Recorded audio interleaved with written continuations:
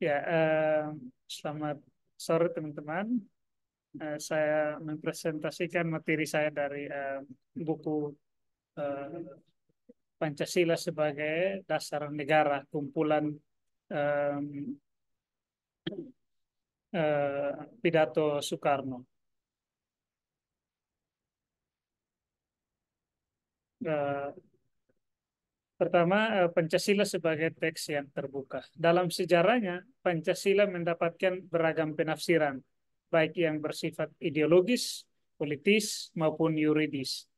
Banyak karya tulis dihasilkan dalam bidang filsafat, agama, politik, hukum, ekonomi, kebudayaan, sebagai bentuk interpretasi terhadap Pancasila. Oleh karena itu, penting untuk memahami Pancasila dari pandangan penggalinya, yaitu Soekarno, yang disampaikan dalam beberapa kursus di Istana Negara maupun di Gedung Negara Yogyakarta antara tahun 1958 sampai 1959. Pertama, apakah Pancasila itu? Pancasila adalah dasar, ya, fundament, filsafat, pikiran yang sedalam-dalamnya, jiwa, hasrat yang sedalam-dalamnya untuk di atasnya bangsa Indonesia didirikan. Pancasila merupakan fundament penting di atasnya negara ini didirikan. Sebab negara yang didirikan ini memiliki tujuan yang sangat besar. Soekarno mengatakan, kita hendak mendirikan suatu negara, semua, buat semua. Bukan buat satu orang atau buat satu golongan, tetapi semua buat semua. Pada waktu Pancasila dirumuskan, ada berbagai paham, eh, baik yang bersifat kebangsaan, keagamaan, kedaerahan, mencoba untuk memasukkan ideologinya ke dalam dasar negara. Tetapi kemudian mereka dapat berkompromi untuk mengutamakan kesatuan di atas hajat kepentingan kelompoknya sehingga jadilah Pancasila sebagaimana yang ada sekarang. Pancasila inilah yang menyatukan semua kelompok, semua suku, semua golongan agama di Indonesia. Maka, nah, maka selain sebagai dasar, Pancasila juga adalah alat pemersatu bangsa. Pancasila mempersatukan bangsa Indonesia dari Sabang sampai Merauke. Berbagai perbedaan tidak menjadi kendala karena kehendak untuk bersatu sebagai bangsa yang berdasarkan Pancasila. Dalam hal ini, Soekarno mengutip Ernest Renan, yang mengatakan bahwa syarat suatu bangsa ialah kehendak untuk bersatu, di mana perlu orang-orangnya merasa diri bersatu dan mau bersatu. Dasar kebangsaan Indonesia itu adalah Pancasila. Pancasila, Soekarno mengatakan, eh, kita membutuhkan kepercayaan sebagai bangsa, dan itulah Pancasila. Ya. Tetapi Pancasila bukan agama baru. Ya. Soekarno mengatakan bahwa Pancasila bukan hanya alat pemersatu, tapi juga alat perjuangan. Jadi pertama sebagai fundament, sebagai dasar, sebagai pemersatu, bahkan sebagai alat perjuangan. Pancasila adalah alat perjuangan melawan imperialisme, melawan kolonialisme, alat perjuangan mencapai kemerdekaan, alat perjuangan bangsa membawa coraknya sendiri.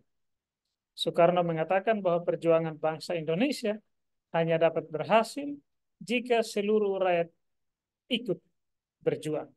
Soekarno membandingkan perjuangan bangsa-bangsa lain seperti Amerika, seperti India, Uni Soviet yang berjuang, tetapi hanya kelas tertentu yang berjuang.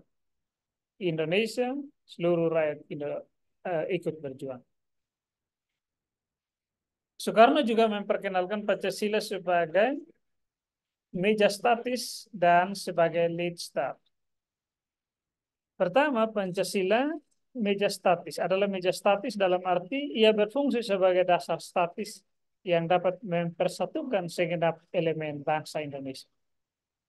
Kemudian kedua, Pancasila sebagai lead star yang dinamis yang berfungsi sebagai penuntun ke arah mana rakyat, bangsa, dan negara hendak digerakkan. Keduanya berada di dalam jiwa bangsa Indonesia. Pertama, Soekarno mengatakan bahwa kalau kita mau mencari satu dasar yang statis, yang dapat mengumpulkan semua elemen, dan jika mencari lead star dinamis yang dapat menjadi arah perjalanan, kita harus menggalinya dalam jiwa masyarakat kita. Ya, kalau mau mencari dasar yang statis, maka dasar yang statis harus terdiri dari elemen-elemen yang ada pada jiwa Indonesia. Kalau elemen-elemen itu tidak ada dalam jiwa Indonesia, maka tidak dapat menjadi dasar yang pokok.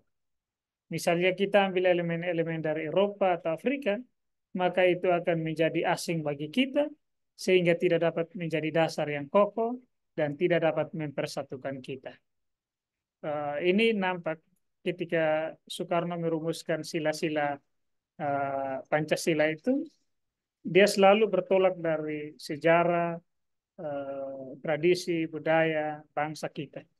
Ya, misalnya dalam hal merumuskan ketuhanan, dia menggali jauh ke belakang bagaimana kepercayaan-kepercayaan masyarakat di masa lalu berkembang secara evolusionis, yaitu digali semua.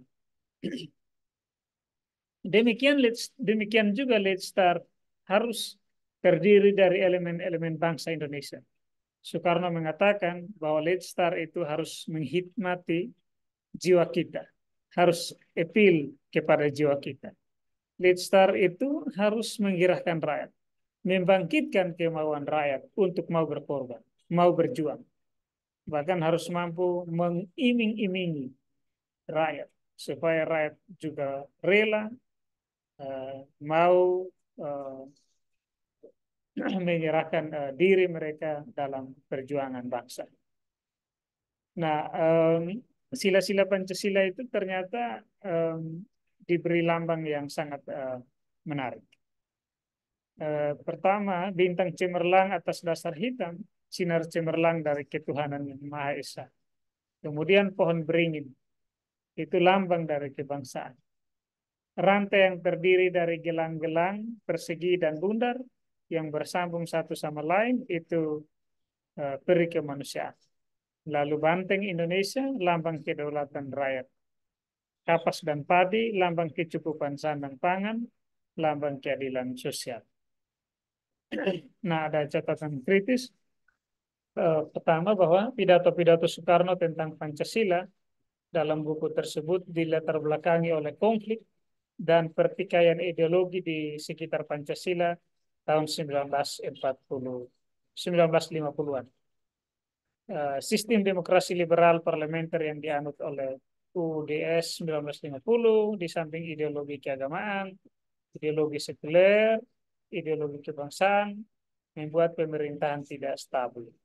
Itulah sebabnya ulasan Soekarno mengenai sila-sila itu selalu menekankan perasaan senasib di masa lalu, penderitaan rakyat di masa penjajahan, ya, dengan maksud mengingatkan semua pihak agar kembali kepada perjuangan yang telah dicapai, yaitu kemerdekaan. Terkesan kuat bahwa Soekarno menggali warisan-warisan bangsa, termasuk nilai-nilai budaya kita.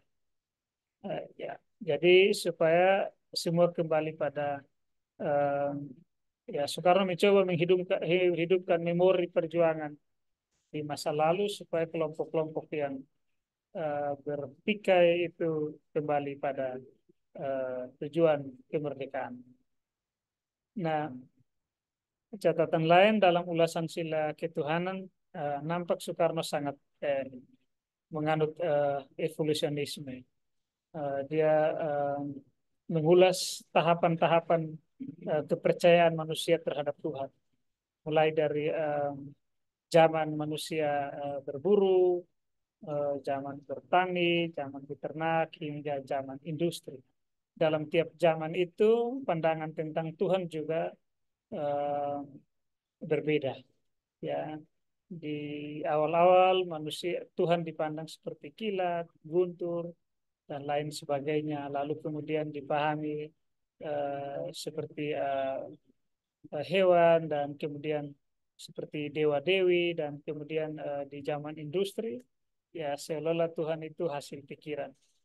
Kelihatan bahwa kalau mengikuti cara pikir Soekarno, lalu Tuhan itu seolah-olah proyeksi manusia, persis Feuerbach. Walaupun Soekarno mengatakan bahwa ia percaya Tuhan, bahwa kan dia seorang yang sungguh Islami, tapi ulasannya menunjukkan kecenderungan itu. Dalam mengulas sila kemanusiaan, ia membedakan manusia dan kemanusiaan.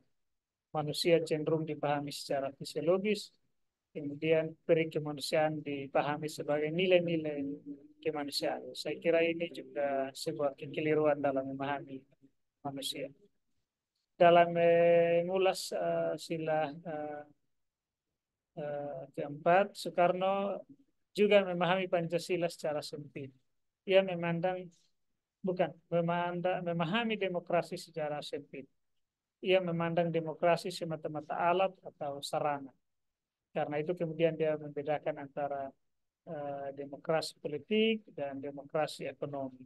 Dia lalu menekankan demokrasi ekonomi supaya uh, ada upaya untuk mensejahterakan masyarakat dan bangsa.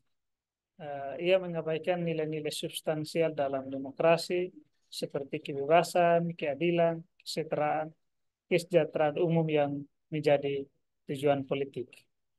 Dalam membahas sila kelima, nampak Soekarno jatuh pada sosialisme. Mungkin ini kembali bahwa Soekarno pernah mengatakan bahwa kalau sila-sila itu mau diperas menjadi satu, maka yang sisa adalah gotong royong, yaitu bagaimana seluruh rakyat bahu membahu bekerja sama, menyumbang tenaga, waktu dan segala sesuatu dari diri mereka untuk kehidupan bersama. Ya, saya kira sekian dan terima kasih.